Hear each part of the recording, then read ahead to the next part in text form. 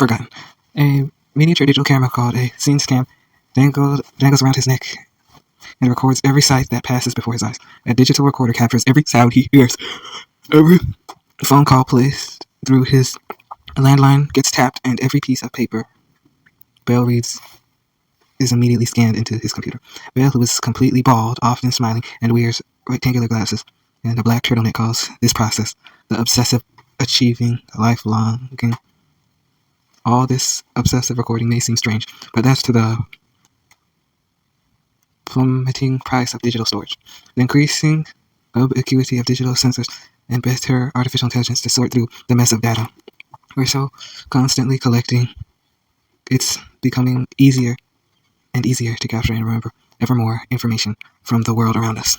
We may never remember, we may never walk around with cameras dangling. We may never walk around with cameras dangling from our necks, but Bell's vision of a future in which computers remember everything that happens to us is not nearly as absurd as it might at first sound. Bell made his name a fortune as an early computing pioneer at the Digital Equipment Corporation in the 1960s and 70s. He's been called the Frank Lloyd Wright of computers. He's an engineer by nature, which means he sees problems and tries to build the solutions. With the Sense Cam, he is trying to fix an essential human problem, that we forget our lives almost as fast as we live them. But why should any memory fade when there are technological solutions that can preserve it? In 1998, with the help of his assistant, Vicky Roski, Bell began backfiling his life log by systematically scanning every document in the dozens of banker boxes he'd amassed since the 1950s. All of his old photos, engineering notebooks, and papers were digitized. Even the logos on his t-shirt couldn't escape the scanner bit. Bell, who had always been a meticulous preservationist, figures he's probably scanned and thrown away 3/4 of all the stuff he ever owned. Today, his life log takes up to 170 gigabytes and is growing at the rate of about a gigabyte each month. It includes over 100,000 emails, 65,000 photos, and 100,000 documents, and 2,000 phone calls. It fits comfortably on the $100 hard drive. Bell can pull off some sensational stunts with his surrogate memory, with his custom search engine. He can, in an instant, figure out where he was and whom he was with at any moment in time, and then in theory check to see what that person said. And because he's got a photographic record of everywhere he's ever been and everything he's ever seen, he has no excuse for ever losing anything. His digital memory never forgets. Photographs, videos, and digital recordings are like books, prosthetics for our memories. Chapters in the long journey that began when the Egyptian god Thoth came to King Damus and offered him the gift of writing as a recipe for both memory and wisdom.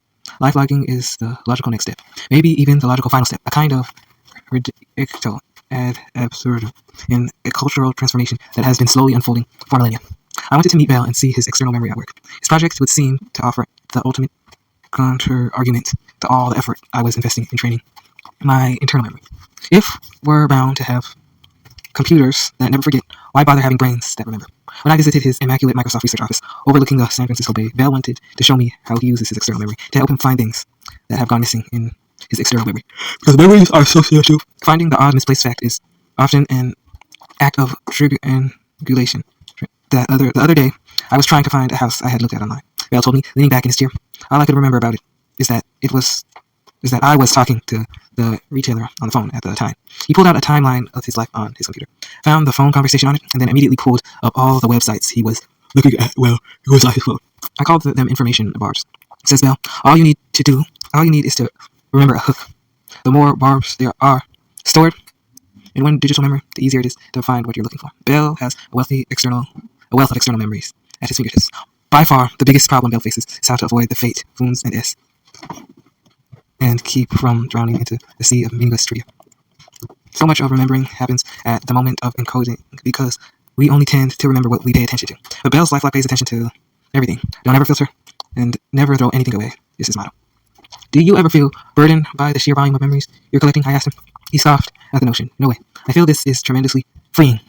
The Sense Cam is not a beautiful machine. It's a black box about the size of a pack of cigarettes that dangles around Bell's neck. Encompassing it's not. But then again, the first computer took up an entire room, and the earliest cell phones were the size of cinder blocks. It doesn't take much imagination to see how future versions of the Sense Cam could be embedded in a pair of eyeglasses, or encompassingly swing into clothing, or even somehow tucked under the surface of the skin, or embedded in retina. For now, Bell's internal and external memories don't mesh seamlessly In order for him to access one of his stored external memories, he still has to find it on his computer and re-input it into his brain through his eyes and ears. His lifelog may be an extension of him, but it's not yet a part of him. But is it so far-fetched to believe that at some point in the not-too-distant future, that the stuff between what Bell's computer knows and what his mind knows may disappear entirely?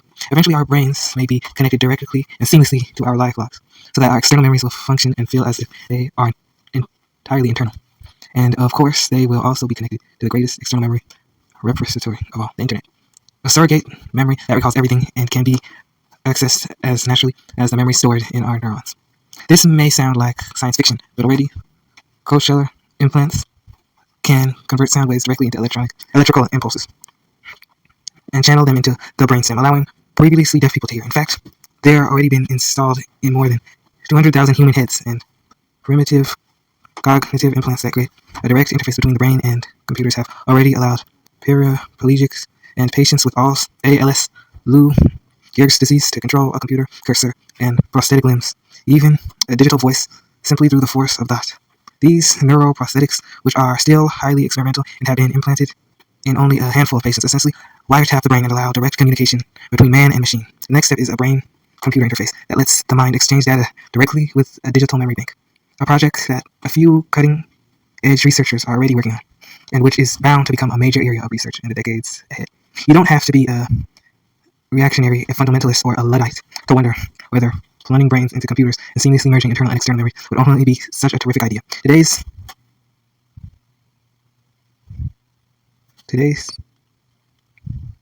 bioethics work up sweats over hot potato topics as genetic engineering and nootropics, cognitive steroids. But these kinds of enhancements are just tweaking the dials compared with what it would mean to fully marry our internal and external memories. A smarter, taller, stronger, disease-resistant person who lives to 150 is still, in the end, just a person. But if we could give someone a perfect memory and a mind that taps directly into the entire collective knowledge of humanity, well, that's when we might need to consider expanding our vocabulary. But perhaps instead of thinking of these memories as externalized or offloaded as categorically different from memories that reside in the brain, we should view them as extensions of our internal memories. After all, even internal memories are accessible only by degrees. They are immediately recall. There are events and facts I know, but I don't know how to find. Even if I can't immediately recall where I celebrated my 7th birthday or the name of my second cousin's wife, those facts are nevertheless lurking somewhere in my brain, waiting for the right cue to pop back into consciousness. In just the same way that all the facts in Wikipedia are lurking just a mouse click away. We Westerners tend to think of the self in the elusive essence of who we are, as if it were some starkly delimited entity. Even if modern cognitive neuroscience has rejected the old Cartesian idea of homuncular soul that resides in the pineal gland and controls the human body, most of us still believe there is a distinct me somewhere up there, driving the bus. In fact, what we think as me is almost certainly something far more diffuse and hazier than it's comfortable to contemplate.